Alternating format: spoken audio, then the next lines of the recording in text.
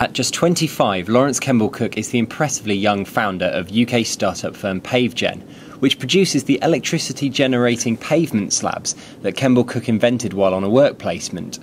The engineer caught up with him to ask how this eye-catching technology could become a financially viable alternative power source, as well as a way for companies and local authorities to generate some positive PR. So we're still an early stage technology. We're in the latter stage of commercialisation, in that we're not at mass production levels yet. We're still at the early stages of it. We're actually seeking experienced chief operating officer to join our team that can help with the manufacturing to really get it to that small volume to the high volume stage. But the key thing about it is, if you look at development of something like solar, in the 1950s when it came out, it was looking at like $1.4 million per kilowatt hour.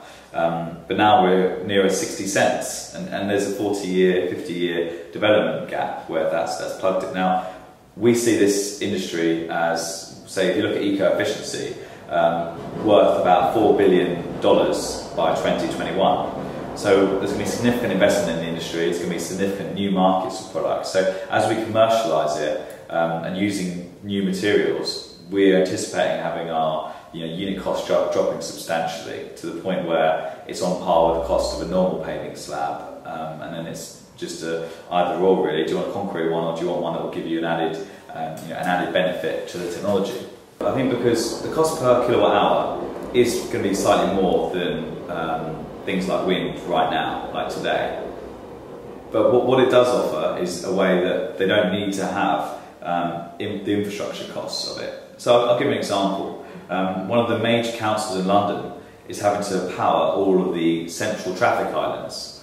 Now, for them to run power to every traffic island can cost them over £6,000 to run a power to it, plus they've got the disruption shutting down the road while they're digging the cables, plus they've got the annual energy bill. Now, with our technology, we can install it significantly under that, and then they can power their bollards just from footfall. Now, that's giving you a direct payback that would be, in the first year, they've already saved money from the initial installation. So in those kind of environments, it saves some costs and it's easier for them to implement. And then in terms of like the energy generation side, it is slightly more expensive than, say, solar. But a lot of these companies and a lot of the new developments don't necessarily have the roof space that will allow them to install it on. So we really offer a different way of generating energy in a way that they haven't really looked at before. And we just see it as we develop, and with partners such as Westfield, Stratford City, so the largest shopping centre in Europe, they partnered with us really early on because they wanted to support what they see as the future of how they're going to be powering their shopping malls. They have the footfall, they have the requirement for energy, they had to build a CHP plant on site, which is quite rare for a shopping centre. So we really see it as it is cost efficient in some scenarios now, and we'll only become more and more cost efficient as we develop.